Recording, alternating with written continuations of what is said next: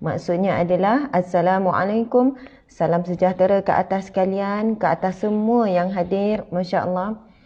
Warahmatullah, dan rahmat Allah, wabarakatuh, serta barakah Allah, wa maghfiratuh wa ridwanu. Semoga pengampunan Allah dan redha Allah juga bersama kalian semua. Itu antara doa subhanallah yang kita sebut di dalam ucapan salam kita. Salam itu kita tahu ada satu syiar Islam.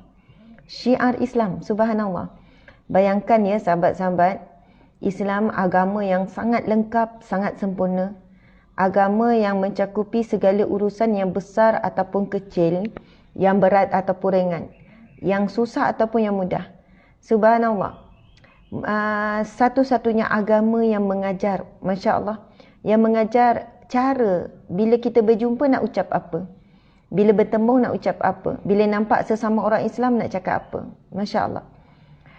Apabila kajian terhadap isi kandungan Al-Quran dan juga hadis Nabi SAW, tidak ada di muka bumi ini, tidak ada mana-mana agama, subhanallah, sehingga hari ini yang boleh menyamai dari sudut ketelitian.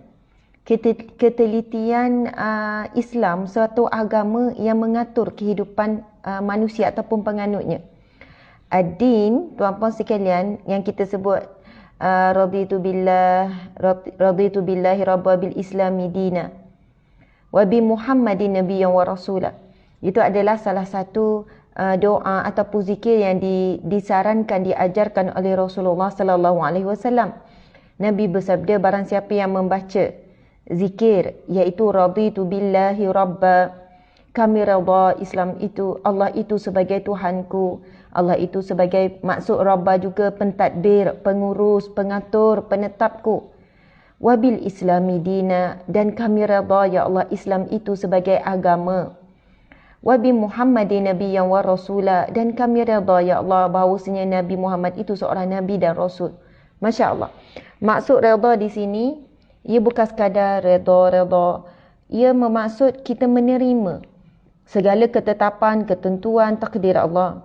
Kita menerima. Dan bila kita sebut raditu billahi rabba wa bil islami dina, dan kami redha Islam itu sebagai agama kami, Ad-din juga membawa maksud, kalau kalian pergi rujuk kitab kamus bahasa Arab, din juga membawa maksud cara hidup.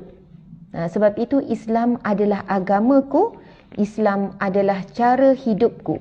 Subhanallah, sahabat-sahabat dimati Allah sekalian. Islam sebagai agama kita, Islam sebagai cara hidup kita.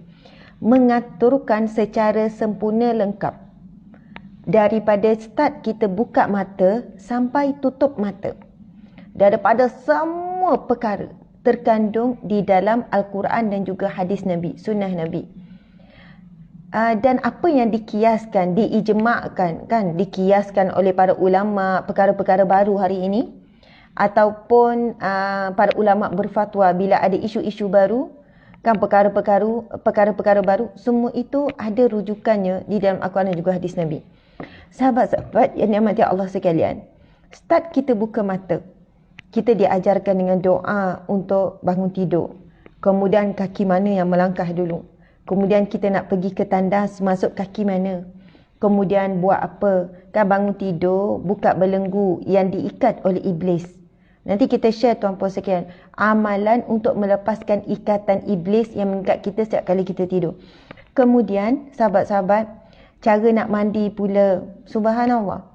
Lepas tu cara ambil wuduk, keluar daripada tandas kaki apa. Doa nak buka pakaian pun ada, doa nak pakai pakaian pun ada. Kemudian kita ngadap cermin, doa tengok cermin pun ada. Kemudian kita turun pula ke bawah nak makan, doa makan. Doa selepas makan, nak keluar rumah ada doa. Nak mulakan kenderaan, nak mulakan perjalanan, ada doa, subhanallah.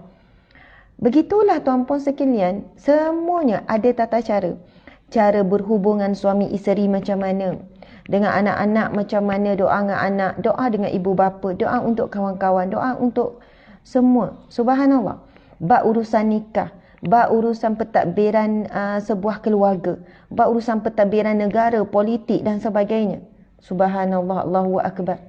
Sebab itu Allah Subhanahu Wa Taala berfirman, laqad ja'akum rasulun min anfusikum, telah datang kepada kamu seorang rasul daripada diri kamu sendiri, daripada kalangan kamu. Subhanallah. Dan Allah berfirman, sesungguhnya pada diri Rasulullah sallallahu alaihi wasallam itu adalah uswatun hasanah, contoh tauladan yang terbaik untuk daripada semua segi. Bahkan kalau kita bergaduh, ada rujukan Rasulullah handle macam mana. Bila isteri mengajuk, macam mana cara Rasulullah handle. Bila isteri tengah marah, macam mana Rasulullah handle. Cara Rasulullah handle tu bukan untuk lelaki saja, bukan untuk lelaki jadi panduan, tetapi bagi wanita juga. Apabila suami marah, macam mana nak handle. Apabila anak dengan menantu, semua Rasulullah tunjukkan. Bahkan kalau kita pergi ke tandas, cara nak buang najis, kan, nak buang air, kaki mana yang naik, kan, ikut memudahkan saluran tu, semua tuan-puan sekalian. Allahu Akbar. Islam adalah satu agama dan juga cara hidup yang sempurna, menyusun atur kehidupan kita untuk kebaikan dunia, Kalau kita ikutlah cara Rasulullah makan, cara Rasulullah minum, cara Rasulullah tidur, cara Rasulullah berjalan, cara Rasulullah bersenam, semua itu akan memberikan kepada kita kehidupan yang sehat, segar, cergas, sempurna dunia akhirat. Ada di kalangan kita yang menitik beratkan tentang kesihatan mental. Dia jaga sangat kesihatan mental dia.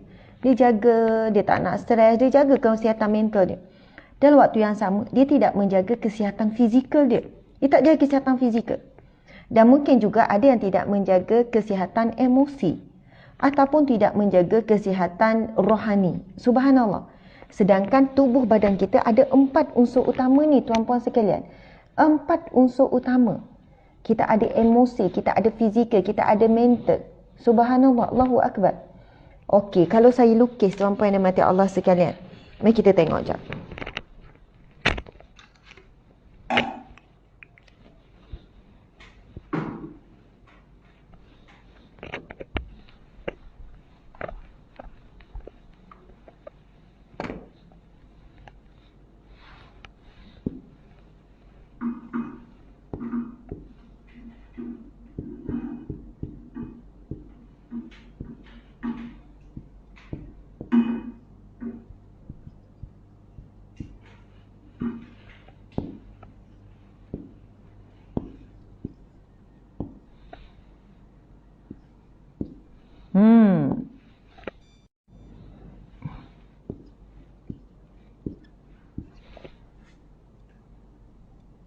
Depan sikit Encik Lepas tu kena tinggi kan.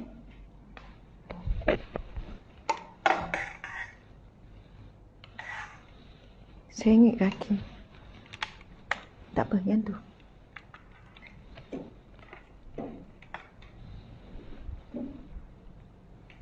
Okey. Masya Allah. Sahabat-sahabat dimati Allah sekalian. Kita bayangkan kalau mental dekat sini kan. Lepas tu kalau fizikal, tubuh badan kita lah fizikal.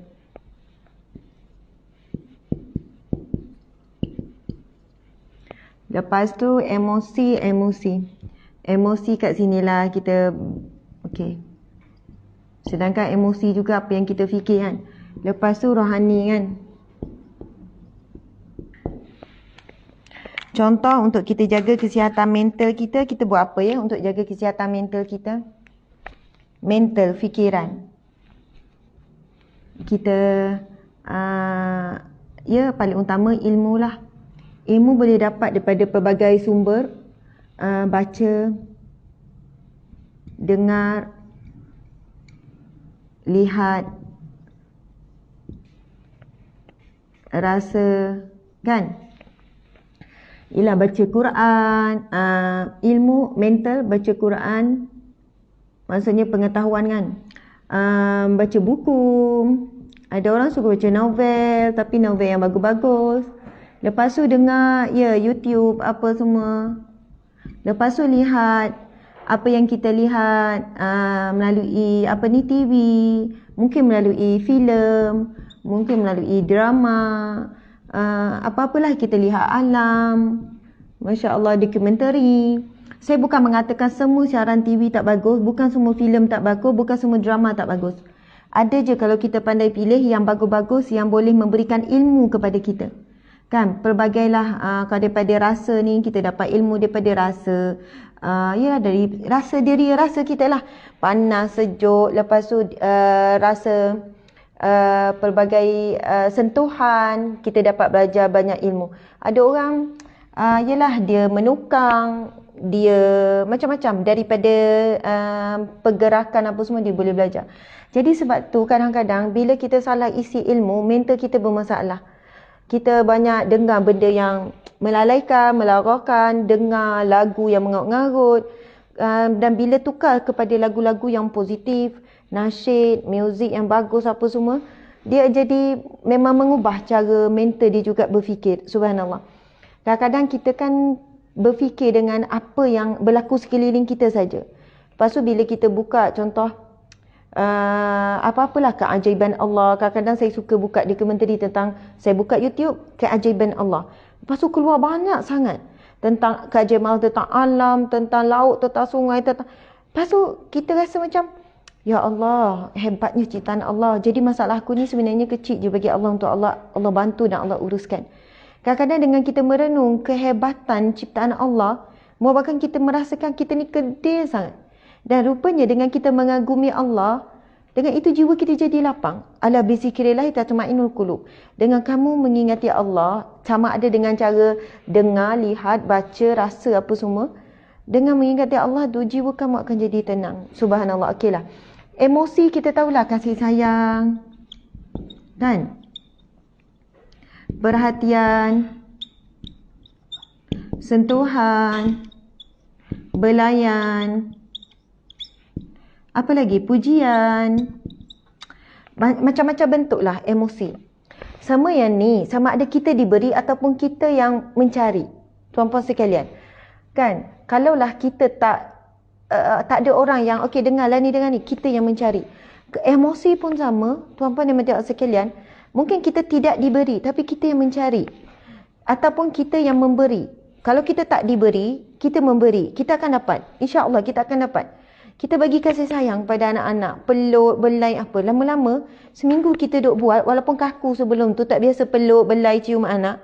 Lama-lama anak tu datang, belai peluk kita. Kalau suami kaku, tak belai, tak belai, tak peluk apa semua. Tak apa, kita yang buat. Lama-lama insya-Allah, Allah tengok kita ikhlas, kita dapat. Emosi ni, dapat perhatian, dapat pujian, dapat penghargaan. Jadi kita banyakkan menghargai. Ini semua teknik Rasulullah SAW. Rasul buat semua ni. Rasul tunjuk kasih sayang melalui kata-kata. Rasul bagi perhatian bila isteri nak bercakap.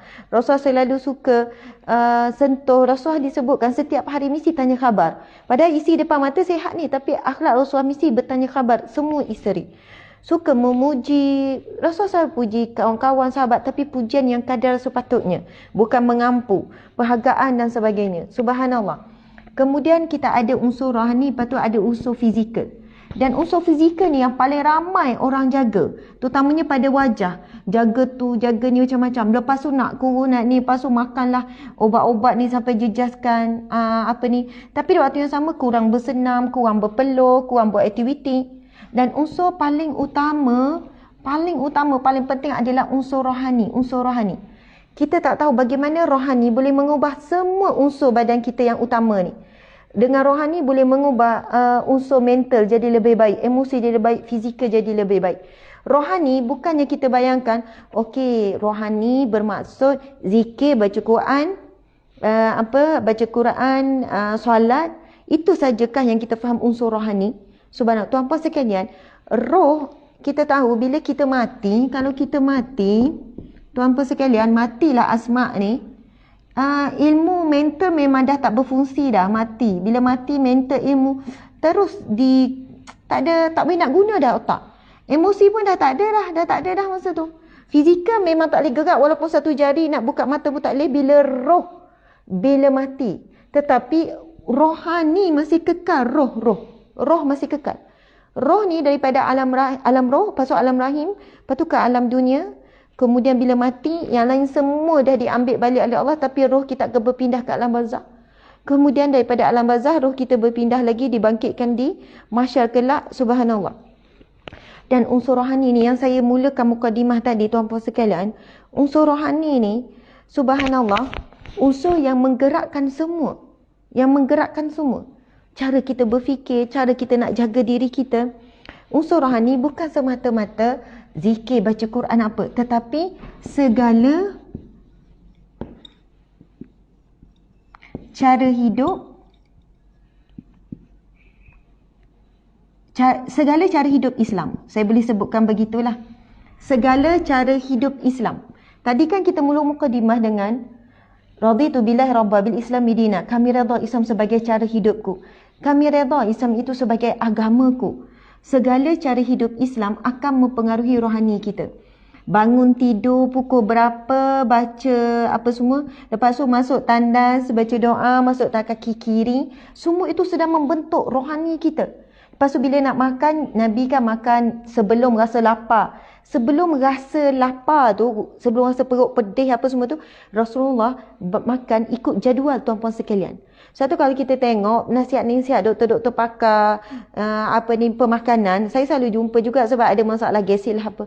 Doktor kata makan mengikut jadual itu lebih baik daripada kamu makan tu, maksudnya duduk usaha makan yang bagus-bagus tu memang bagus. Tetapi penting sangat perut kita ada jadual tetap dia untuk makan. Sebelum, bila dah ada jadual tetap, sebelum asid tu naik, adalah keterangan dia sebelum angin masuk apa kamu dah makan. Dan makan ketika itu akan makan dengan kadar yang cukup-cukup saja. Kalau kamu makan ke tengah-tengah lapar sangat, tengah perut dah terasa, kamu makan akan melebihi daripada kadar. Bila melebihi kadar, badan akan penat.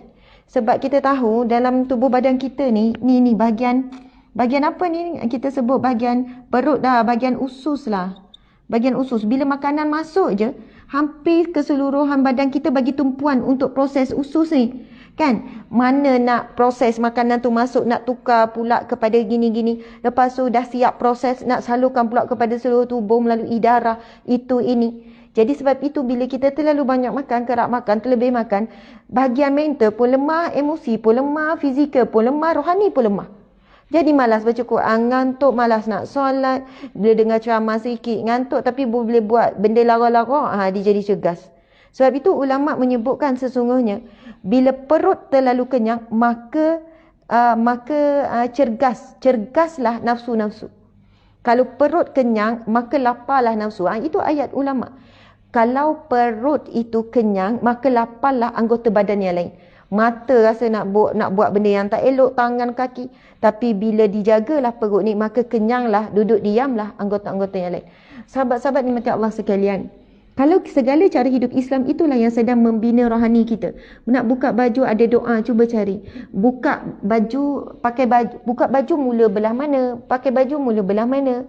Lepas tu Nabi suka apa bila jumpa pasangan apa? Senyum, tanya khabar, ceria. Dengan anak suka belai, dengan cucu suka peluk. Subhanallah. Lepas tu bila nak makan kita ingatkan ahli keluarga. Okey, duduk tenang-tenang. Baca doa, baca bismillah. Kemudian tangan kanan duduk. Subhanallah, semua tu sedang membangunkan rohani kita, tuan-puan sekalian. Lepas tu bila jalan nak keluar dengan anak-anak, doa buka baju, tengok jap. Okey, suami bagi ni, doa buka baju, bismillahirrahmanirrahim, dengan nama Allah la ilaha illa. Okey, macam-macam lah doa boleh cari. Tuan-puan dimati Allah sekalian, bila nak keluar, anak-anak kata bosan-bosan nak keluar, keliling rumah pun tak apa. Kita pun terus nasihatkan, nak keluar kaki mana? Tuan-puan sekalian, masuk rumah kaki kanan, keluar kaki kiri. Lepas tu ada doa yang sangat hebat. Rasulullah memberitahu barang siapa yang membacanya, iaitu Bismillah tawakkaltu ala Allah, la haula wala quwata illa billah. Bismillah tawakkaltu ala Allah, la haula wala quwata illa billah. Nanti kitab Riyadhus Shalihin ni kita akan sampai jumpa doa tu. Sampai adab. Dalam kitab Riyadhus Shalihin ni adab untuk pelbagai adab, termasuk adab keluar rumah, adab masuk rumah. Nabi SAW bersabda, barang siapa bila dia keluar daripada rumahnya, lalu dia membaca Bismillah tawakkaltu ala Allah, la haula wala quwata illa billah. Lalu berkatalah syaitan yang ada bersama, ataupun syaitan yang mendengar ucapan tersebut. Nabi bersabda, barang siapa yang membaca Bismillah tawakkaltu ala Allah, la haula wala quwata illa billahil aliyyil azim. Nanti saya tulis. Dengan nama Allah aku bertawakal. Bismillah tawakkaltu 'ala Allah. Dengan nama Allah tawakkaltu aku bertawakal kepada Allah. La haula wala quwwata illa billah. Tidak ada daya dan tidak ada upaya melainkan semuanya datang daripada Allah. Nabi kata maka dia akan mendapat apa? Allah akan menjawab doa tersebut. Encik cari jap doa tu. Bismillah tawakkaltu 'ala Allah. Lalu Allah akan menjawab, bagi kamu peliharaanku, bagi kamu jagaanku, keselamatan daripadaku. Lalu syaitan bila dengar saja bacaan ini, tuan-puan dimati Allah sekalian, syaitan bila dengar saja sahabat-sahabat, syaitan terus frust. Syaitan kata, maka tidak adalah bagi dia orang yang baca ni gangguanku apa sekian-sekian. Kerana dia telah mendapat perlindungan daripada Allah Subhanahu Wa Taala. Okey.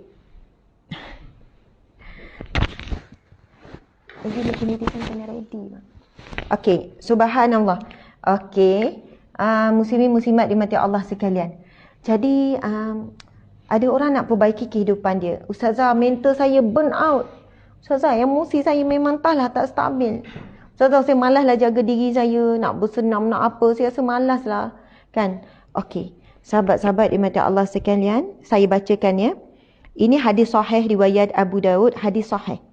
Bismillahirrahmanirrahim. An Anas bin Malik anna Nabi sallallahu alaihi wasallam qala idza kharaja ar-rajula min baitihi faqala bismillah tawakkaltu 'ala Allah la haula wala quwwata illa billah.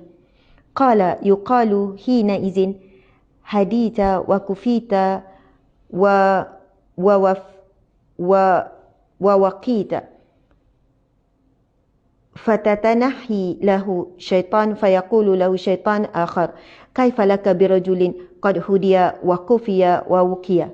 Subhanallah, Allahu akbar. Sahabat-sahabat, ini hadis yang sahih. Kita, ustazah, saya nak keluar rumah pergi bahagian depan-depan kejap-kejap, kena baca ke? Bacalah, afdal. Subhanallah, kita tak tahu. Ramai orang dia keluar depan rumah je tapi berlaku kemalangan. Keluar depan rumah je, penjahat datang. Saya pernah tuan-puan sekalian keluar rumah, kan duduk angkut barang kat kereta tuan-puan sekalian, masa tu dengan PA, Masya Allah, depan rumah betul-betul, kita duduk angkut barang nak pergi ceramah ni, nak keluar ni, tahu apa yang berlaku? Datang peragut dalam taman, ragut, tarik sampai luka apa semua, keburukan boleh berlaku. Sebab itu bila kita keluar je daripada rumah, kita disunatkan kaki kiri. Sebab apa? Tempat kita berlindung adalah rumah kita. Dan keluar daripada rumah, kita sudah terdedah kepada bahaya. Duduk dalam rumah, kunci pintu, kan kita rasa dari sudut fizikalnya kita secure lah kan. Rasa macam terlindung. Tapi bila keluar rumah, kita tidak ada dari sudut fizikalnya bentuk perlindungan. Okey, mari kita lihat. Daripada Anas bin Malik radhiyallahu anhu, sesungguhnya Nabi SAW bersabda, apabila seseorang keluar dari rumahnya, kemudian dia membaca doa, Bismillah tawakkaltu 'ala Allah la haula wala quwwata illa billah. Masya Allah, baginda bersabda, maka pada saat itu dikatakan padanya, maka di saat itu dikatakan kepadanya, kamu telah mendapat petunjuk, telah diberikan kecukupan dan mendapat penjagaan perlindungan daripada syaitan. Hingga syaitan-syaitan menjauhi darinya. Lalu syaitan yang lainnya berkata kepada temannya, syaitan gosip sesama kawan ni, ke kawan dia, syaitan sama syaitan ni bergosip ni. Bila siapa yang sebut macam ni, syaitan akan menjauh, syaitan tak nak ganggu. Lalu syaitan yang lain pula berkata kepada temannya, kepada kawan dia, bagaimana engkau boleh menggoda seseorang yang telah mendapat petunjuk, kecukupan dan penjagaan daripada Allah. Masya Allah. Subhanallah. Tuan-tuan dimati Allah sekalian, apa doanya? Doanya, mari kita tengok dekat sini. Bismillah.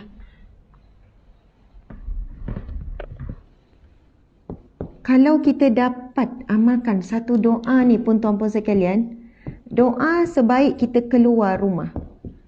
Ni suami-suami yang keluar cari rezeki, isteri cari rezeki, ibu ayah keluar cari rezeki. Siapa yang baca doa ni dapat apa? Kecukupan. 3 perkara. Bagi kamu hidayah petunjuk, bagi kamu kecukupan, bagi kamu perlindungan. Bukankah kita keluar untuk cari kecukupan untuk dibawa ke rumah?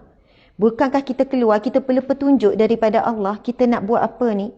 Kita nak kerja macam mana ni? Kita nak cari rezeki macam mana ni? Perlu petunjuk daripada Allah. Dan kita perlu perlindungan bila kita keluar sehingga pulang dalam keadaan selamat. Subhanallah. Doa keluar daripada rumah ini daripada hadis yang sahih tuan-tuan sekalian. Dan kitab Riyadhus Shalihin ada. Doa keluar daripada rumah iaitu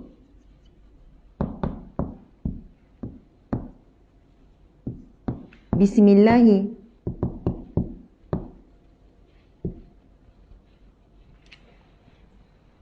Encik pemadam.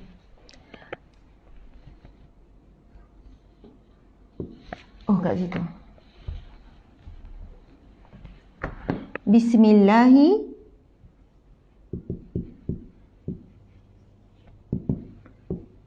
tawakkaltu. Bismillahi tawakkaltu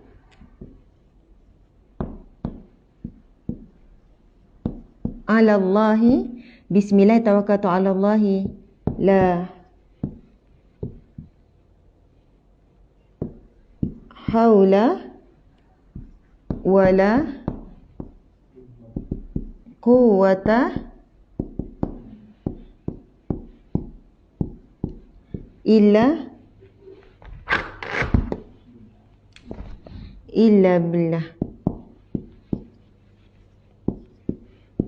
Subhanallah, Allahu Akbar.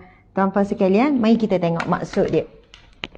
Bismillah, dengan nama siapa kita keluar rumah ni? Dengan nama siapa? Masya Allah, dengan nama Allah. Bismillah, dengan nama Allah. Tawakal tu, aku bertawakal. Syaitan memang tak suka sangatlah orang yang mohon, yang bertawakal, yang mohon perlindungan daripada Allah. Bismillah, tawakkaltu ala Allah, kepada Allah. Bertawakal kepada Allah, serahkan urusan kita kepada Allah. Kepada Allah. La haula, tiada. Kita mengakui, lepas kita mohon dengan Allah, kita akui kelemahan kita. La haula, tiada daya. Wala quwwata, dan tiada kekuatan. Tidak ada kemampuan, tidak ada kekuatan. Tak ada daya, tidak ada kemampuan, ya Allah, dan aku pun tak ada kekuatan. Illa billah, kecuali semuanya daripada Allah. Allahu Akbar. Sahabat-sahabat dimati Allah sekalian, keluar petang-petang bawa anak pusing-pusing ambil angin, baca. Keluar seorang suami, seorang isteri, seorang anak, seorang pekerja nak keluar cari rezeki. Bila start je melangkah, buka je kereta, Bismillahirrahmanirrahim, la haula wala quwwata illa billah. Hadis Nabi yang kita bacakan tadi, Nabi sebut apa? Barang siapa yang membaca sebaik dia keluar daripada rumah, Bismillahirrahmanirrahim, la haula wala quwwata illa billah. Lalu dikatakan kepadanya, kamu mendapat kamu mendapat hidayah, dan kamu mendapat kecukupan, dan kamu mendapat perlindungan. Lalu bila dia baca je, syaitan bersama dia terus menjauhkan diri. Lalu syaitan yang lain berkata kepada teman-temannya, adakah kamu boleh mengganggu seseorang? Maksudnya bukan dah dia tanya tu betul, soalannya dia macam frust. Boleh ke kita nak ganggu? Dah tak, soalannya ayat direct, dah tak boleh ganggu dah dia ni. Adakah kita boleh mengganggu? Boleh, tak boleh. Maksudnya syaitan sebut, adakah ada ruang lagi untuk kita mengganggu? Orang yang mendapat apa tuan-puan sekalian? 3 yang akan dapat. Orang yang baca ni akan dapat petunjuk. Hadis Nabi sebut akan dapat petunjuk. Yang kedua, akan dapat kecukupan.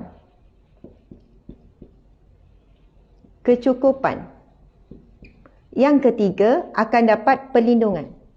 Lalu syaitan bergosip sama-sama dia, adakah kita boleh mengganggu? Ada ruang tak untuk kita ganggu? Macam dia orang frust. Dah tak boleh dah, macam tu. Orang yang telah diberikan Allah, yang akan dapat petunjuk, kecukupan dan perlindungan. Kita tahu bahaya apa ada di luar sana. Manusia sekarang, ya, sebab tekanan dah ramai yang hilang akal.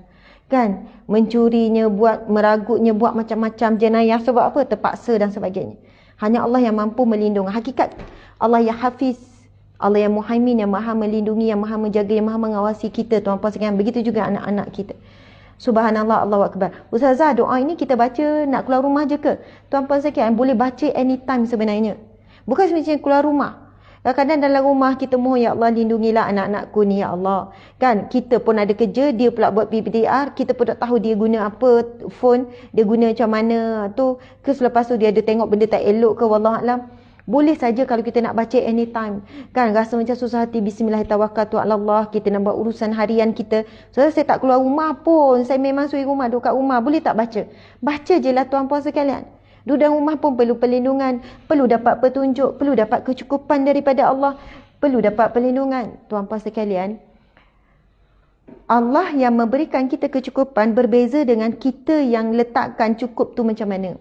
Kecukupan, nikmat rasa cukup, qanaah itu Allah yang beri. Sebab itu kita boleh lihat ada orang yang diberikan kecukupan, walaupun kita nampak hidupnya tak cukup. Rumahnya macam serba kekurangan, kereta dah nak roboh, pakaian, makan minum, tapi dia happy, dia senyum, Allah berikan dia rasa cukup. Sebab itu ia lebih mahal daripada kekayaan. Sebab ramai orang kaya tidak ada rasa cukup dan dia azab terseksa dalam kekayaan yang dia ada. Tak berhenti. Waktu solatnya pun tak khusyuk, fikir tak habis-habis. Kan lepas tu waktu rehatnya pun, waktu berkualiti dengan keluarga pun tak ada. Padahal duit dah banyak ni, simpanan dah banyak ni. Sebab apa? Azab bagi seseorang yang ada tetapi seperti tidak ada. Dan satu nikmat bagi orang yang tidak ada tapi macam ada. Walaupun dia makan biasa je, lauk sama hari-hari dengan tempe, orang susah. Kan kicap kosong, tapi makan tu ya Allah nikmat. Tapi ada orang hidangan macam-macam. Tapi sampai masa tak ada selera, tak ada keinginan, tak tahu nak makan apa lah. Allahu Akbar, tuan-tuan dimati Allah sekalian. Sebab itu kecukupan kalau Allah bagi bukan maksudnya cukup kereta makan kenyang, tetapi Allah beri dah rasa cukup. Dan itulah seorang suami yang dapat isteri yang secukup, walaupun gaji sikit tapi cukup. Tapi dapatlah isteri yang tak rasa cukup, gajilah macam mana pun dia sungguh usaha lagi, buat part time lagi sebab rasa tak cukup. Kita dapat anak yang rasa cukup. Kalau kita bagi terima kasih dengan ucap terima kasih, kita pun rasa bahagia. Tapi setengah anak dah minta tu nak ini pula. Ya Allah. Sama juga perlindungan Allah lah yang sebaik-baik perlindungan, tuan-puan yang mati Allah sekalian. Petunjuk daripada Allah. Okey, muslimin muslimat yang mati Allah sekalian, insya-Allah sekarang saya nak jugalah sentuh, walaupun tinggal 10 minit saja lagi, berkenaan dengan tajuk kitab Abdul Salim kita, iaitu berkenaan dengan Cik boleh pusing ke arah sini. Okey. Allah Akbar. Okey, dan Encik boleh tolong rendahkan ya. Saya nak bercerita tentang satu kisah, bercerita tentang kisah taubat. Tajuk kita ni taubat, tuan-puan dan puan-puan sekalian. Saya hari ni macam share perkara lain, mohon maaf ya. Sebab saya kan semalam, kenapa Ustazah senyap, tak menulis apa-apa dekat Facebook. Encik tolong turunkan lagi. Ustazah macam, kan saya kan dululah sebelum ni saya aktif juga menulis, tulisan jadi viral juga. Saya sebenarnya suka menulis, tapi akhir-akhir ni macam bukan minat ya, kemampuan untuk saya menulis tu wallahualam, saya tak tahulah, mungkin masalah rohani saya ke, masalah apa ke, tuan-puan dan puan-puan sekalian. Saya kena perbaikilah diri saya. Saya kena kembali aktif balik menulis, menyampaikan dan sebagainya. Banyaklah ujian dan cabarannya. Tapi beberapa hari ini memang saya terganggu dengan banyak perkara. Saya rasa tuan-puan pun semua terganggu. Bila kita dilanjutkan lagi, saya bukan fikir pasal diri saya lah. Bukan fikir pasal staff, bukan fikir pasal income sendiri, tak. Saya bayangkan fakir miskin asnaf tu. Masya Allah. Lepas tu kita tahu banyak kes bunuh diri sangat tinggi, kes kemurungan, anxiety, tekanan mental jiwa sangat tinggi, semualah tuan-puan sekalian. Dan saya pagi tadi saya duk fikir apa? Kemurungan yang kesian bagi orang tua. Ya, orang muda mungkin ada cara dia nak melepaskan stres dia tengok movie, dia layan TikTok apa semua kan, walaupun bukan tepat sangat cara tu, tapi sekurang-kurangnya adalah kaedah dia menghiburkan diri. Tapi saya bayangkan orang-orang tua di kampung, Allahu Akbar, yang mereka bukannya mencari hiburan dengan cara-cara sekian. Lepas tu saya baca tulisan-tulisan fakta bagaimana kemurungan di kalangan orang tua sangat membimbangkan. Kemurungan di kalangan orang tua yang rindukan anak, rindukan cucu, yang selalunya keluar, pergi masjid, pergi surau dan sebagainya. Allahu Akbar. Lepas tu saya baca semalam daripada Persatuan Ulama Malaysia, PUM, Persatuan Ulama Malaysia, mencadangkan beberapa perkara yang perlu dibuat segera oleh pihak kerajaan bagi menangani kes bunuh diri, sakit mental, tekanan jiwa dan sebagainya. Dan saya rasa macam, ya Allah, bahagianya bila ada cadangan daripada Persatuan Ulama Malaysia tersebut, iaitu perlu menyegerakan membuka rumah ibadah ataupun disebutkan masjid. Perlu buka segera dengan SOP. Contohnya, kalau pakcik, makcik, orang tua yang dah penuh, dah fully COVID, dah fully vaksin, mungkin boleh dipertimbangkan dah. Sebab itu hiburan bagi orang tua. Hiburan bagi orang tua. Hiburan. Subhanallah, hiburan bagi orang tua. Dia boleh pergi berjalan, pergi masjid, duduk dalam masjid, jumpa kawan-kawan. Ya, saya tahu kita dalam keadaan yang kita nak menang, kita dalam usaha. Mungkin nanti satu ketika kan, dan dikatakan ya, rohani lah, kekuatan rohani tu boleh menguatkan mereka. Orang-orang tua, hiburannya itulah. Kalau mereka dah fully vaksin, dah 2 dos, lepas tu kawasan pula, kawasan yang selamat. Contoh, ada beberapa negeri yang sangat rendah, dah bawah 10, betul kan? Ada negeri yang macam Perlis, 2 kes, 3 kes. Negeri-negeri yang memang, sebab itu kadang-kadang saya bercakap dengan suami, saya kata, bang, kenapa yang tinggi, contohnya sekarang Semenanjung, Selangor dengan Negeri Sembilan, negeri saya duduk, Seremban ni. Kalau tolak 2 negeri ni, sebenarnya kes dalam tak sampai 3,000. Maksudnya kita dah mencapai. Jadi kesianlah negeri-negeri lain yang dah boleh capai yang rendah, dihukum sama. Maksud saya dihukum tu, minta maaf. Saya fikir, saya kata, kalaulah penguatkuasaan diberikan kepada, contohnya kepada ketua pengarah kesihatan negeri. Contohnya Terengganu memang dah rendah dah, Kelantan kan, mereka dah boleh mengawal beberapa negeri lah. Biar pengarah kesihatan negeri yang soalannya yang menguruskan. Bukan saya menidakkan KKM, tak, tuan-puan sekalian. Saya rasa macam okeylah, negeri ni yang tinggi, kalau tolak memang dah rendah. Sebab pemohon-pemohon daripada kami ni banyak daripada negeri-negeri ni. Serta negeri-negeri ni dah rendah sangat, kadar jangkitan sangat dah rendah. Lepas tu kalau yang dah fully vaksin, mungkin boleh dilepaskan pergi masjid dan sebagainya. Wallahualam. Dan saya baca di Sarawak, ini kenyataan penduduk Sarawak. Saya baca ada dari kalangan rakyat Sarawak berkata, di Sarawak kami dah dibenarkan solat Jumaat 200 orang ataupun mengikut kapasiti. Dah ada kemudahan dan keringanan dah untuk ke masjid dan sebagainya. Subhanallah, tuan-puan sekalian. Memang dalam usaha kita menurunkan kadar COVID-19, peningkatannya kes, tekanan mental, jiwa, kemungkinan meningkat. Jadi dua-dua ni perlu dikawal dengan baik. COVID kita nak kawal, kemurungan, anxiety, tekanan jiwa, mental pun kita nak kawal.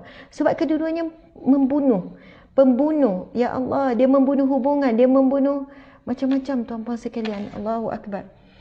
Tak tahulah, bapa hari ni berfikir, kadang-kadang duduk bercakap dengan suami. Saya tulis tak post, tulis kan nanti orang salah faham, tulis sekian-sekian.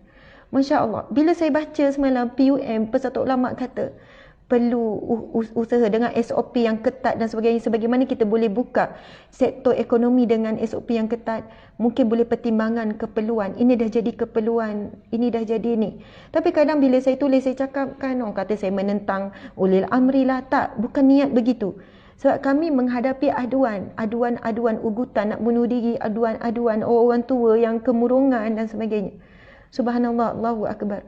Dan pagi ni Allah izinkan saya untuk bercakap sikit tentang kekuatan ni dan juga kongsi doa. Bismillahirrahmanirrahim. La haula wala quwwata illa billahil aliyyil azim. Masya-Allah. Sahabat-sahabat yang dirahmati Allah sekalian, kita sentiasa kekal untuk berdoa supaya Allah Subhanahu Wa Taala berikan kita petunjuk. Selain daripada ikhtiar, petunjuk Allah itu kadang-kadang ujian demi ujian datang. Kita mengharap pemimpin pihak kerajaan, semualah kan kita rakyat dapat petunjuk daripada Allah. Kita perlu tangani wabak ini bukan hanya dari sudut fizikal, tapi mental, juga emosi, juga dari sudut rohani. Kalau kata Ustazah pandai cakap je, pandai komplain je. Tuan-puan sekalian, kami NGO. Kami bantu menguruskan emosi orang yang mengadu. Kami bantu menguruskan kekurangan fizikal, mereka minta bantuan dan sebagainya. Kami bantu konsert yang buat luahan, nak bunuh diri, yang nak itu, nak ini dan sebagainya. Masya Allah. So itu mungkin saya ni dah macam ada, bukan nak kata tekanan mental ya, ada ketakutan, bukan pada diri saya, tetapi kepada ramai orang yang mengadu. Saya baca aduan-aduan tersebut. Subhanallah, Allahu Akbar. Saya nak kongsi satu lagi doa, tuan-puan sekalian. Doa ini disebut oleh Nabi SAW. Masya Allah. Dan doa ini adalah doa seorang Nabi. Seorang Nabi yang telah memberikan kita contoh bila kita dalam keadaan buntu. Kita dalam keadaan buntu, kita dalam keadaan yang kosong, kita dalam keadaan yang tertekan sangat. Tiba-tiba disambung lagi, saya kesian yang kerja kampung, pakcik-pakcik, yang kerja buruh kasar, makcik-makcik. Saya tak tahu bagaimana bantuan kerajaan nak sampai kepada golongan ini, tuan-puan sekalian, bagaimana. Memang ada berita, okey, PKP disambung sehinggalah saya faham, sehingga kes 4,000 ke bawah. 4,000 ke bawah ni penyumbang utama dua negeri tu kalau di Semenanjung lah. Yang paling tinggi iaitu Selangor dan juga Negeri Sembilan buat masa ni. Masya Allah. Tetapi negeri lain pun semua menghadapi situasi yang sama. Landaian kes sehingga 4,000 ke bawah. Tapi kalau tolak dua negeri ni memang kita dah capai tak sampai 3,000. Kalau tolak dua negeri tak sampai 3,000. Saya kata, ya Allah, bagaimana, memang saya tengok berita tu, lepas tu ditulis bantuan akan tiba. Perkataan bantuan akan tiba tu, tuan-puan sekalian, menghantui saya. Saya tak tahu, menghantui saya. Perkataan bantuan akan tiba tu buatkan saya teringat. Sampai petang, sampai malam, sampai ni saya kata bantuan akan tiba. Dan itulah yang diluah banyak oleh orang yang mengadu. Ustazah, kami tak dapat bantuan, tak tahu macam mana nak dapat bantuan. Bantuan tak sampai pada kami, Ustazah. Saya jadi macam bantuan akan tiba. Okey, saya keep positif. Macam mana Isrum ataupun medium kerajaan nak sampaikan bantuan kepada golongan yang betul-betul ni? Kadang-kadang ya kan ada Aisina, ada ni. Saya kata okey, golongan tu bukan golongan yang betul-betul. Memang mereka memerlukan, saya faham. Tapi macam mana bantuan akan tiba ni sampai kepada buruh-buruh kasar, makcik tukang urut, nelayan, petani. Macam mana yang dah lama tak pergi keluar menoreh, keluar pergi ni. Macam mana bantuan akan tiba kepada mereka yang kerja kais pagi makan pagi, yang kerja gaji hari. Yang tak ada KDSP, yang tak ada SOKSO. Bagaimana nak sampai pada mereka? Sabah Sarawak sangat tinggi. Baru-baru ni ada aktivis kami hubungi kawasan flat yang hubungi orang bukan Islam, hubungi orang aktivis kita, NGO kita orang bukan Islam. Dia kata, Ustazah, ramai sangat di kalangan bukan Islam, sampai dia buat ada tak NGO non-Muslim yang boleh bantu India, China, kawasan ada rumah flat ni. Memang mereka dah berapa hari tak makan nasi, tak tahulah biskut, cicak air dan sebagainya. Saya kata, ya Allah, lepas tu saya tanya, berapa? Ya teramai, Ustazah. Berapa bagi tahu kita sediakan bajet? Bagi agihkan makanan pada mereka. Kadang-kadang saya rasa macam, okey, cara kami, tuan-puan sekalian, cara kami, NGO Sahabat Amal Care, kami ada hotline. Bila pemohon minta tekan nombor hotline, kami ada berapa orang, okey, WhatsApp terima. Mereka akan cerita secara ringkas. Lepas tu kita akan buat video call. Video call tu bukan sebab kita syak orang sangka mereka penipu, tapi kita kena berhati-hati. Kita kata, okey puan, buat video call sekejap, nak tengok betul, nak buat pengesahan saja. Puan kata ada anak sekian-sekian, dia pun tunjuk, ni ya anak-anak saya, Ustazah, bukan Ustazah lah, tim. Ni ya. Sebab saya fikir, saya kata macam mana kita nak buat cara cepat. Orang mohon je terus dapat. Kalau ada aktivis dekat, dia pergi hantar. Kalau jauh, kita transfer online. Supaya dia boleh keluarkan duit dan dia boleh pergi beli makanan. Dia boleh keluar beli susu anak. Mereka ni memang tak ada sen, tak ada duit langsung. Jadi saya fikir, ada tak hotline? Ya, saya tengok KKM ada hotline apa? Hotline apa? KKM ada hotline untuk luah masalah, untuk mengadu, untuk tekanan mental, apa semua. Terbaik KKM. Tapi ada tak pihak masjid yang bagikan nombor hotline masjid untuk dihubungi? Ada tak hotline Baitul Mal? Ada tak hotline JKM? Ada tak hotline yang mana bila orang yang terdesak ni, yang tertekan sangat, bila hubungi, saya tertekan sebab tak mampu beli susu anak. Anak saya dah minum air teh air gula je. Boleh tak tolong? Terus mereka boleh buat siasatan segera, terus hantar sampai bantuan. Saya bayangkan ada tak jentera-jentera ataupun kaedah kerajaan yang boleh on the spot bagi, ataupun mereka perlu giliran, isi borang, mohon sekian-sekian. Jadi bagi kami yang dah buat cara macam ni, alhamdulillah. Maksudnya kita hubungi, mereka masuk WhatsApp, mereka cerita masalah gini. Kita cuba sedaya upaya mempercepatkan supaya mereka dapat bantuan on the spot. Mereka boleh kita buat pengesahan melalui video call. Kalau orang terdesak, boleh. Terus buat video call, tunjuk suasana rumah. Dia orang siap tunjuk, tengok dapur kami beras tak ada, tengok peti ais kosong. Ni anak-anak kami. Okey puan, kami percaya. Sebab video call tak nak tipu. Okey, kami percaya, sekejap ya, bagi nombor akaun kita bagi. Kalau mampu bagi 100, kadang bagi 70, kadang bagi, kita tengok bajet kita ada. Tuan-tuan dimati Allah sekalian. Masya Allah, wallahu alam. Mohon maaf ya, saya terlebih cakap, mungkin ada pihak yang marah sebab dah ada, saya dapat warning Ustazah, janganlah kerap komplain. Cuma saya nak sebutkan, saya nak kongsi satu lagi doa, sahabat-sahabat sekalian. Kalau anda dalam buntu sangat, dalam keadaan sedih, dalam keadaan kehilangan kerja, kehilangan punca rezeki dan sebagainya, kita tak tahu berapa lama lagi kan, seminggu, 2 minggu, 3 minggu, wallahu alam. Kalau kes naik balik, wallahu alam. Saya pun tak tahu. Wallahu alam. Subhanallah, kita cuba bantu seramai mungkin. Dan ini adalah doa Nabi Yunus alaihi salam. Nabi sallallahu alaihi wasallam bersabda. Saya akan berhenti lepas berkongsi doa ni. Nabi sallallahu alaihi wasallam bersabda. Doa Nabi Yunus ketika baginda berdoa di dalam perut ikan paus, iaitu la ilaha illa anta subhanaka inni kuntu minaz zalimin. Maka sesungguhnya, ini hadis Hasan riwayat Tirmizi, sahabat-sahabat. Saya baca dalam Al-Kafi, Jabatan Mufti Wilayah Persekutuan. Maka sesungguhnya tidak seorang Muslim apabila berdoa dengannya untuk sesuatu perkara ataupun untuk sesuatu masalah. Nabi kata, tidaklah seseorang Muslim apabila berdoa dengan doa Nabi Yunus tadi untuk sesuatu masalah, suatu kesulitan hidup, suatu perkara, melainkan Allah Subhanahu Wa Taala akan mustajabkan doa baginya. Masya Allah. Dan saya ada banyak pengalaman dengan doa ni. Ada kisah bagaimana seorang yang sangat susah, sempit hidup, dia kata dia amalkan doa ni, Ustazah, setiap kesulitan ada jalan keluar. Saya ada kisah benar seorang mu'alaf masuk Islam sebab dia amalkan doa ni sebelum Islam.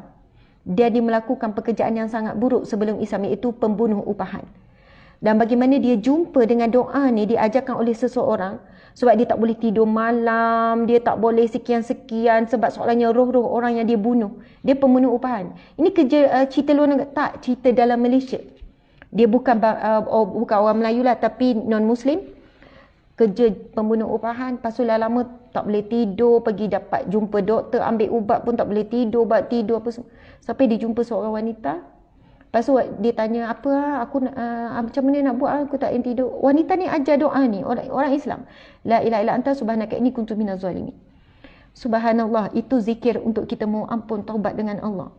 Tak lama kaum India, lelaki India ni pun pergi jumpa balik wanita tu. Dia kata, kau bagi aku bacaan apa ya? Aku baca sebagaimana kau tulis apa, dan aku boleh tidur. Lepas dia kata, itu doa Nabi Yunus, sekian-sekian apa yang berlaku sebelum tu, ya Nabi Yunus buat kesilapan. Nabi Yunus dah Nabi Yunus dah kecewa. Sebab apa? Berdakwah dengan kaumnya berapa lama, sekian-sekian. Akhirnya Nabi Yunus bawa diri sekian-sekian. Pendek cerita kita tahu, ada dalam kapal, lepas tu berlakunya ombak yang besar, lepas tu mereka mula mengeluarkan barang-barang daripada kapal sebab kapal dah mula nak karam, dah keluarkan semua barang, masih lagi tak mampu nak stabil. Mereka bercadang pula untuk membuang salah seorang penumpang dalam kapal tersebut. Dan bila dicabut undi, tuan-tuan yang mati Allah sekalian, Nabi Yunus yang keluar, dan Nabi Yunus dicampakkan ke dalam laut. Subhanallah, Allahu Akbar. Dan saat Nabi Yunus dicampakkan ke dalam laut, sahabat-sahabat, Allah takdirkan ikan paus kan menelan Nabi Yunus AS. Dalam perut ikan paus ni, tu apa yang ada? Cahaya tak ada, udara tak ada. Cahaya tak ada, gelap gelita, sumber makanan tak ada. Subhanallah.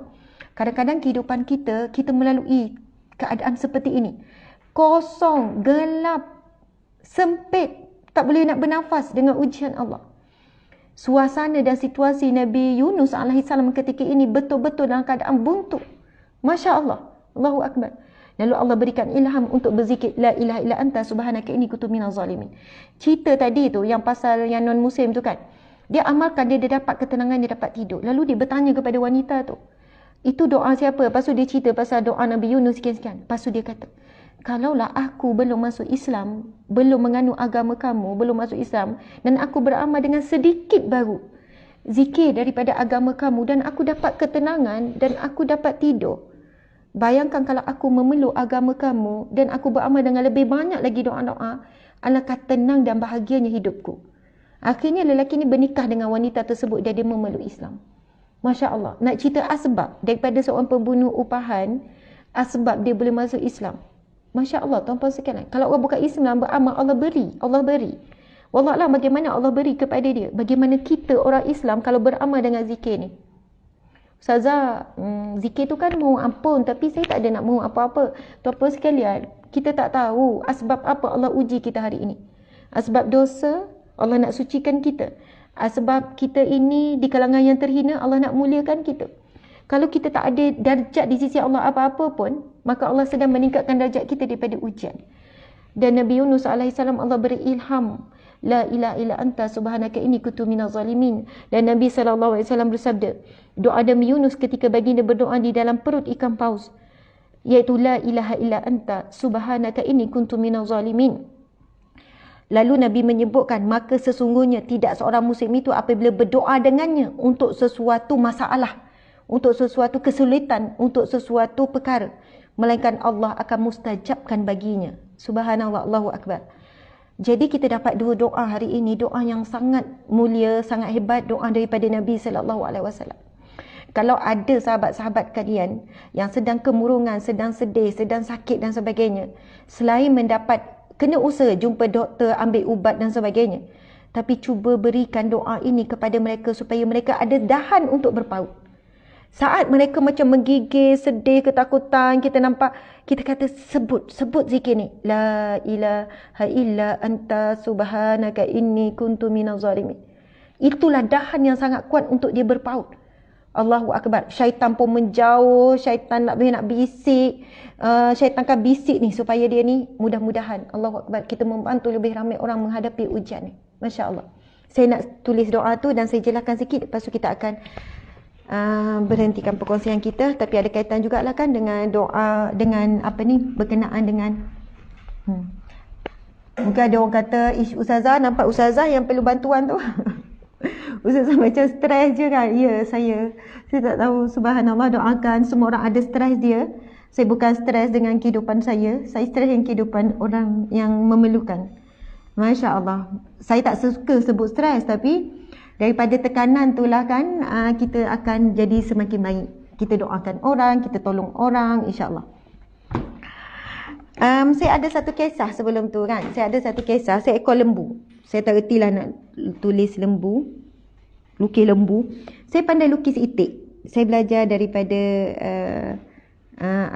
arwah ayah saya. Comel kan? Senang kan lukis itik? Siapa yang pandai lukis itik?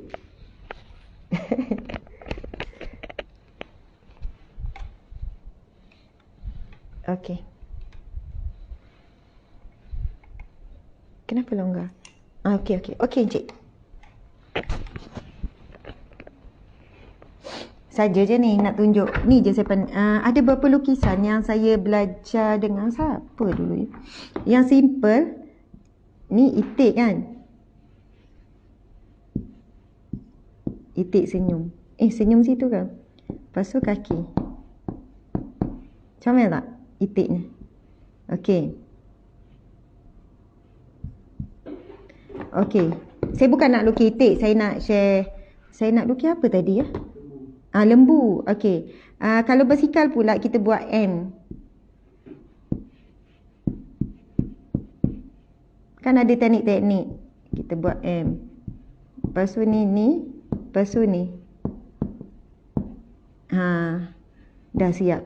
Bersikal. Ni ada sambungan. Okey. Saya tak nak lukis lembu. Cuma saya baca ada satu kisah ni. Bukan satu kisah, analogi. Okey, ada lubang. Lepas tu ada lembu. Tak erti lah lukis lembu. Memang tak erti. Ataupun kambing. Okey, inilah lembunya. Dan dia masuk dalam lubang ni. Yang bayangkan lembu ya. Lembu kan berat. Lepas tu manusia ni tengok. Semua kata, alah kesiannya kau. Macam mana nak keluarkan daripada lubang ni. Lepas tu nak angkat, cuba angkat, nak angkat macam mana? Takkan nak hulur tangan, nak angkat lembu ni. Macam mana nak keluarkan daripada lubang ni? Jadi lembu ni pun, ni stres ni lembu ni. Inilah mata lembu ni pun, comel lah pula. Macam jadi pula lembu. Nangis lembu ni. Stres ni. Macam mana nak naik, dah lapar apa semua, tak boleh nak naik ni. Yang ni pun manusia pula. Memang kesian lah, matilah dia. Stres kan dia dengar. Matilah lembu ni, kesiannya lah, matilah dia. Duduk dalam lubang yang muat-muat badan dia. Muat-muat, boleh gerak sikit-sikit je. Macam mana nak angkat kuat pada ni? Yang ni duduk kata-kata negatif. Lepas tu, ada seorang bagi cadangan. Kita kambus je lah lembu ni, kesian lah tengok dia. Kambus lah, kalau dia mati perlahan lagi kesian. Ada bagi cadangan yang lebih teruk. Supaya apa? Kambus lembu ni. Jadi dia orang pun kata, yelah kita ni lah nak tembak kan, mungkin nak bunuh, tak sampai hati, kita kambus je lah. Okey, lepas tu bermula lah, dia orang pun letakkan tanah, yang ni pun baling tanah, yang ni baling tanah.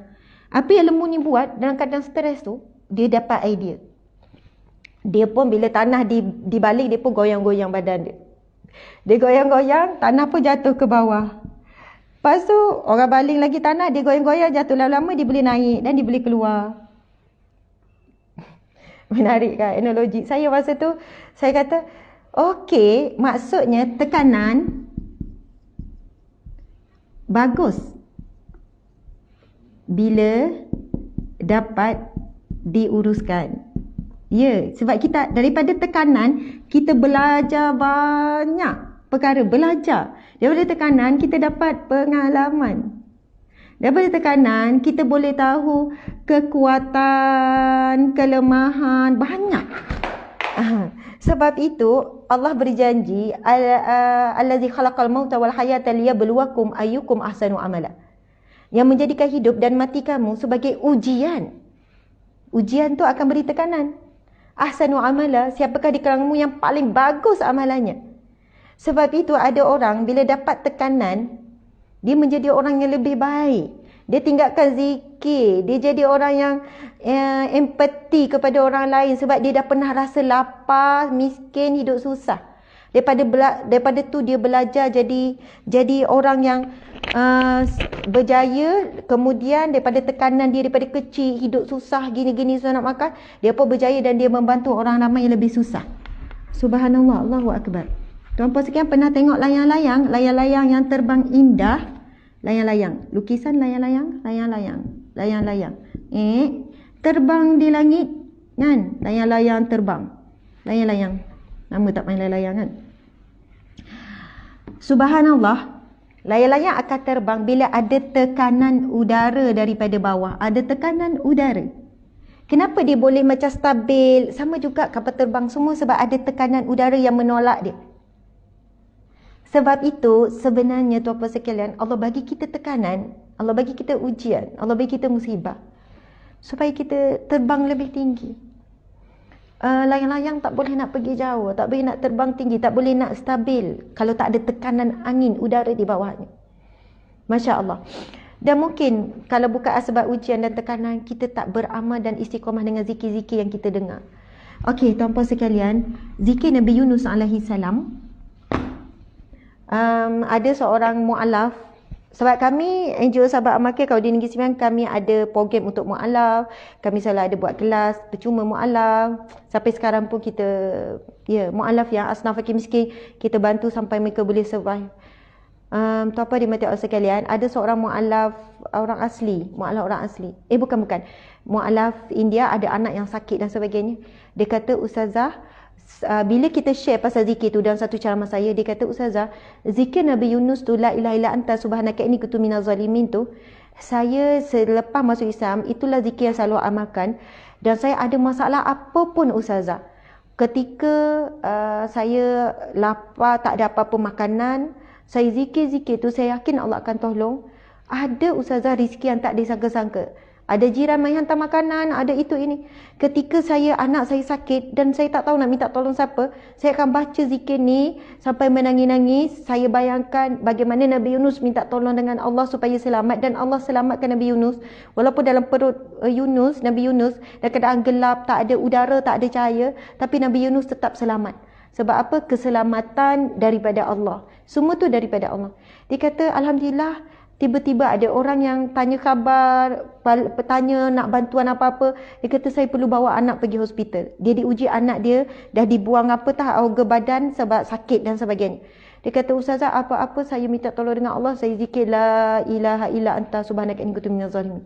Saya ingat detik saya ceramah pasal tu depan mu'alaf, kemudian beberapa orang mu'alaf berkongsi tentang mereka beramal dengan zikir tersebut. Dan zikirnya apa? Tuan-puan sekalian, la ilaha illa anta la ilaha illa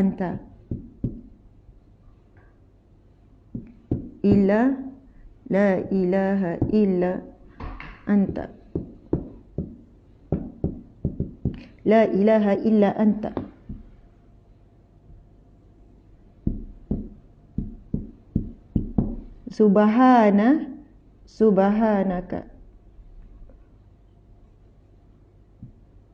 Subhanaka inni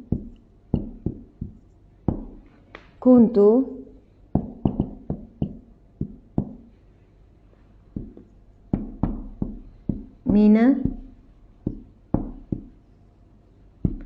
minaz zalimin.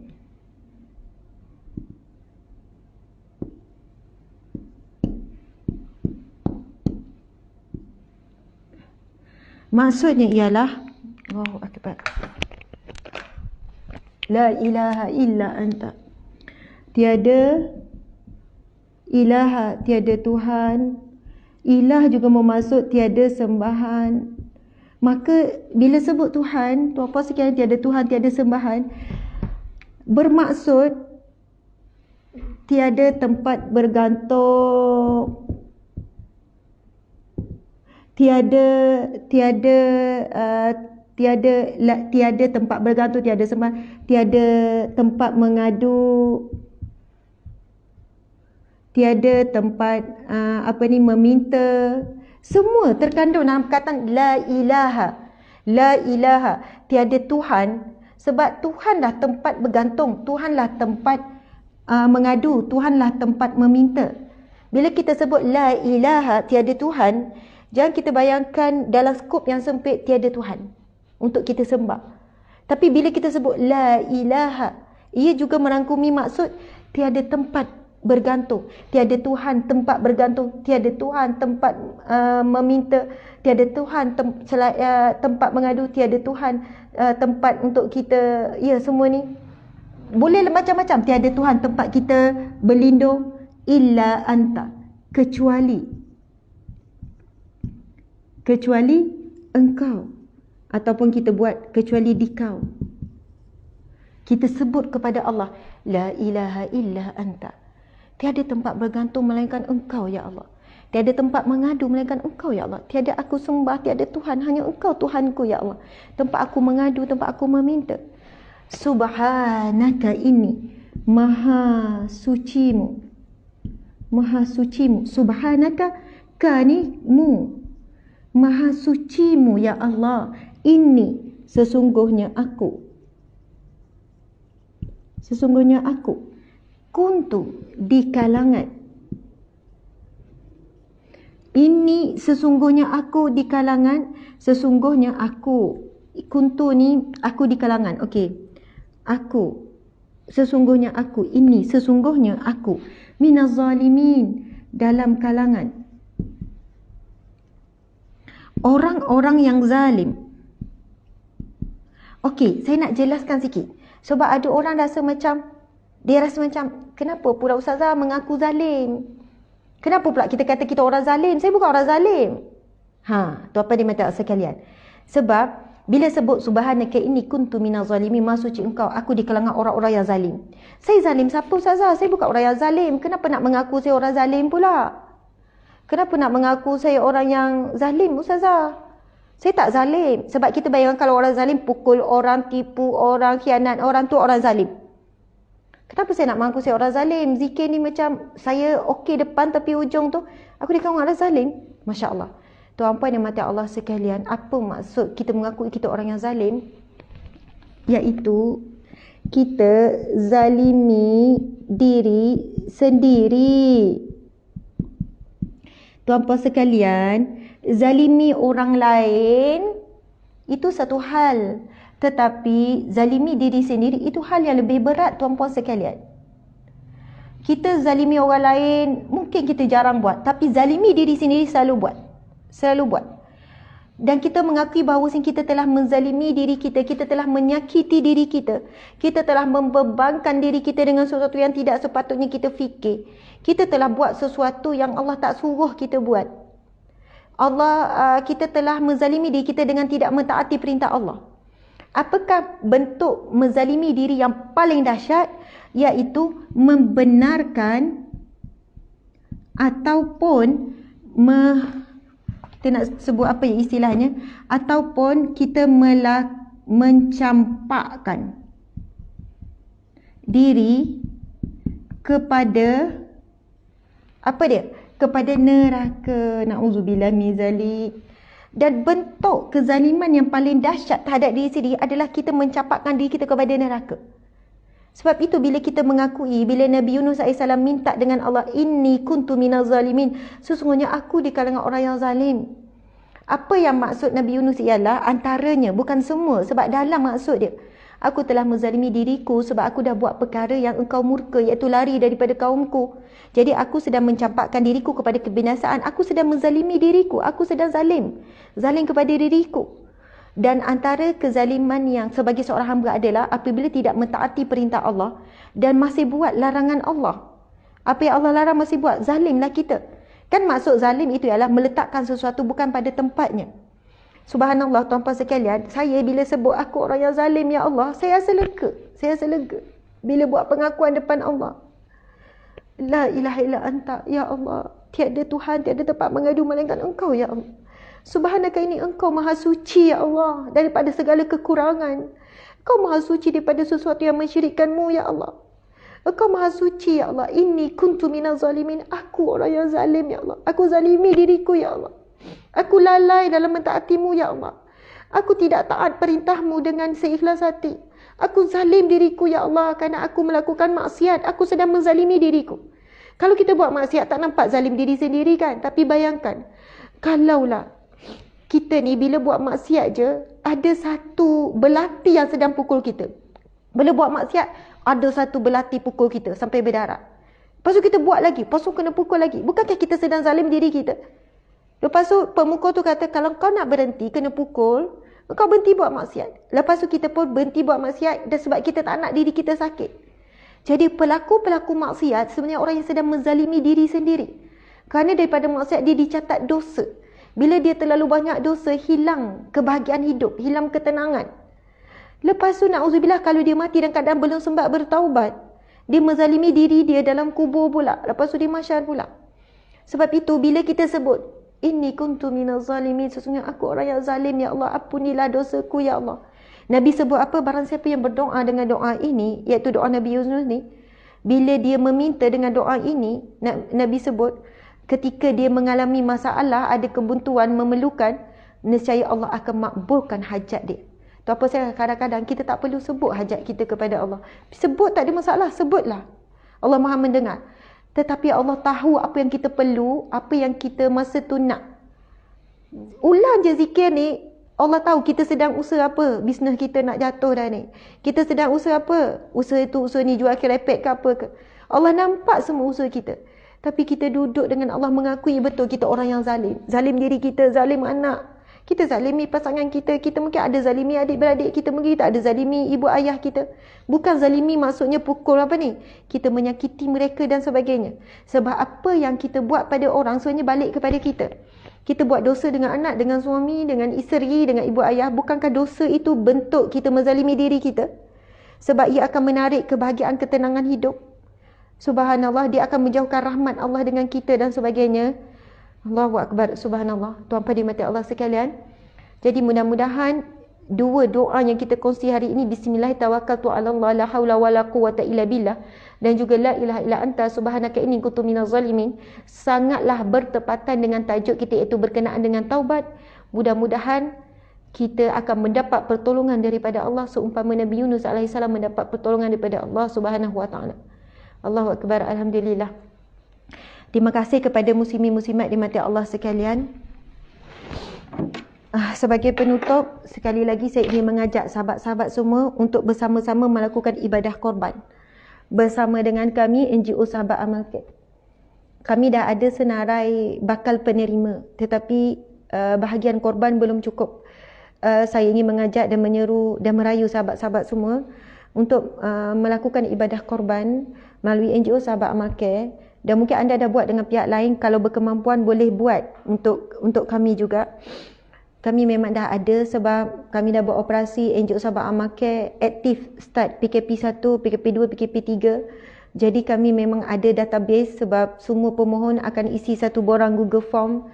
Kami ada maklumat mereka dan insya-Allah kami ingin menggembirakan seramai mungkin asnaf fakir miskin yang di bawah pengetahuan ataupun catatan di bawah catatan kami lah, rekod kami. Subhanallah, termasuk Sabah dan Sarawak. Dan kita kalau boleh setiap negeri kita nak bagi paling kurang 10 ekor lembu. Kambing biri-biri pun ada, lembu pun ada. Kami ambil daripada ladang ternak umah. Ladang ternak umah ni kami ternak sendiri lembu kambing. Tuan puan sekalian, bahawa NGO Sahabat Amal Khair ada ladang ternak umah, anda boleh cari. Kami ternak sendiri lembu kambing. Sebab itu lembu kambing insya-Allah sehat, gemuk-gemuk, bagi makan yang hijau, bagi makan rumput, bagi makan ni. Subhanallah, sekarang lembu ada lebih kurang dalam hampir 500 ekor, kambing biri-biri ada lebih kurang 200 ekor lebih kot, macam itulah. Jadi saya baru je pergi dalam minggu lepas ke ladang ternak ni. Tuan-puan sekalian, alhamdulillah kita cuba gemukkan lagi supaya daging lembu kambing ini betul-betul sehat, banyak isi, boleh agihkan seramai mungkin kepada asnaf fakir miskin. Jadi Masya Allah, ambillah bahagian korban dalam negara terutamanya, dan kami juga buat korban luar negara. Sebab kita ada ejen-ejen kita yang selalu agihkan bantuan contoh di Indonesia, di Thailand.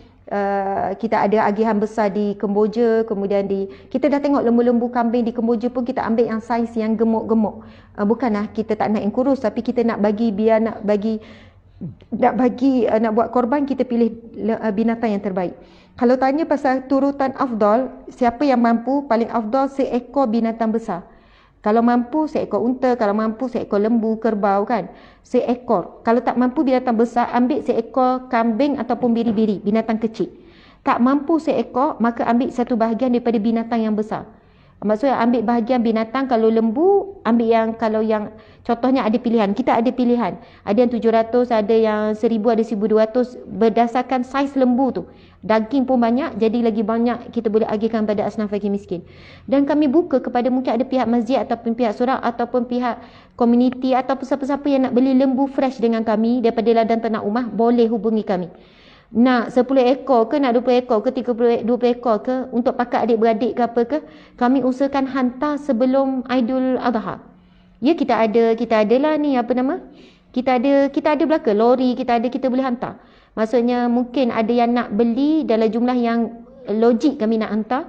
Subhanallah, hubungi nombor yang tertera tu, boleh berurusan dengan kami. Ada yang nak binatang hidup ataupun kami nak uruskan A to Z. Bagi nama, bayar bahagian, kami uruskan A to Z pun boleh. Subhanallah, terima kasih semua tuan-puan dan mati Allah sekalian. Doakan saya juga kuat, sehat, tenang. Mudah-mudahan kita semua berjaya menghadapi ujian Allah ini dengan keimanan, ketakwaan, tawakal kepada Allah. Mohon maaf salah dan silap, harap apa yang saya share tadi dengan sedikit emosi tidak menjadi satu perkara yang viral dalam keadaan yang negatif. Mudah-mudahan. Terima kasih banyak-banyak. Mohon maaf salah dan silap. Saya sayang semua kerana Allah, kerana Rasulullah sallallahu alaihi wasallam. Sayang semua. Stay strong, insya-Allah.